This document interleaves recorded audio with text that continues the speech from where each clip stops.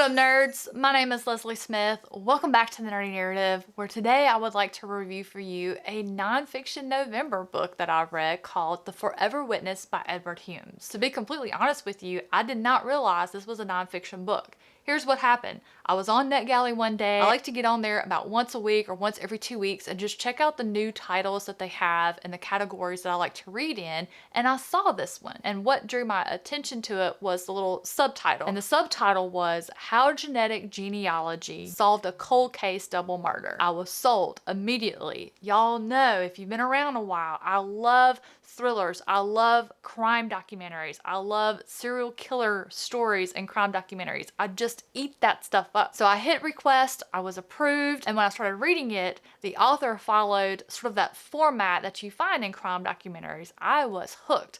And I thought, wait a minute, there's some things in here that's cluing me in that this might be based on a true story. So I immediately Googled it. Turns out this is all factual. This is a nonfiction book. I was so surprised. Edward Humes has a fantastic writing style, knows how to hook the reader in while educating them about these true crime cases he covers. Turns out he's written a whole bunch. I've already picked out my next one. Of course, it's about a Mississippi case in Biloxi. I can't wait to read that one. I want to say it's called Mississippi Mud. Anyway, we're talking about The Forever Witness today. So the title, The Forever Witness, is in regards to genetics, DNA, what ultimately solved this cold case and plenty of others.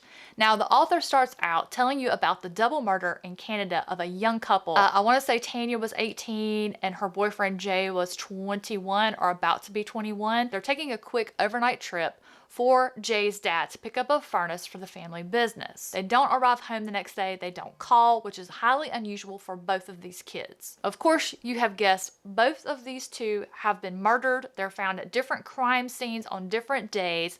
There is no evidence. They were both killed in such different manners. The cops deduced that there must be multiple killers. There's no way the same person killed both of these people. The one piece of evidence that they found was a partial palm print on the van that didn't belong to anybody in Jay's family. That was it. For 30 years, this crime goes unsolved. Edward Humes details all of this out and presents us all the information and just snaps you up into this story and makes you invested in wanting to know more. And then we make a switch over into learning what genetic genealogy is, how it entered the scene, what it was used for, and how it came to be used by the police to solve this case and many others.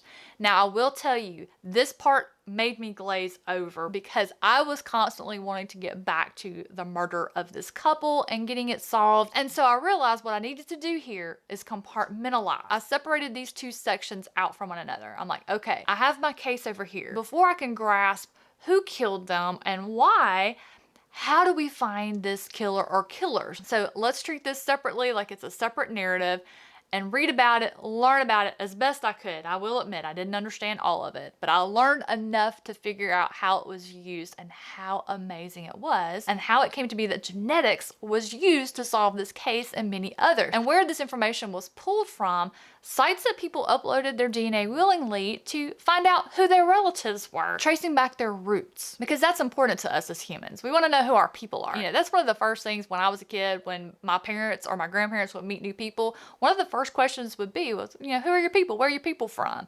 That's important. People want to know where they belong and who they belong to. When I was reading all of this, it made me think about Song of Solomon by Toni Morrison, how important it was to Milkman to know who his people were. You know, and once I made that connection, then I was all in. I wanted to know more about it. It became very interesting. Privacy becomes an issue, right? I may submit my DNA to find out who my roots are, but because I put my DNA in, my brother could have committed a crime and then the police are able to arrest him, you know, not because of anything he willingly submitted, but because of something I did. So what's the right thing to do here? What do you guys think? I'm going to pass that question off to you. Do you think any method possible out there that police can use to capture killers, serial rapists, things of that nature, do you think it's okay for them to pull this information off these databases? Or do you think it's illegal? That's the thing about privacy. Like I said, I could have submitted my DNA and they catch one of my family members because of something I did, not because of what they did. Like there was nothing left at the crime that my brother may have done, but because they were able to trace it off the genetic information that I gave willingly. I would love to hear your thoughts about it. More importantly, do you think this is a book you might be interested in? You know, I think if you're a true crime buff like me, I think it would be right up your alley. And while I did read the advanced reader copy on NetGalley, that book is available now for you to pick up, so you can check it out from your library or purchase your own copy. I hope I was able to find a new book to put on the radar of you thrill seekers out there. Thank you all so much for watching. Hope you enjoyed it. Take care, and I'll see you in the next one.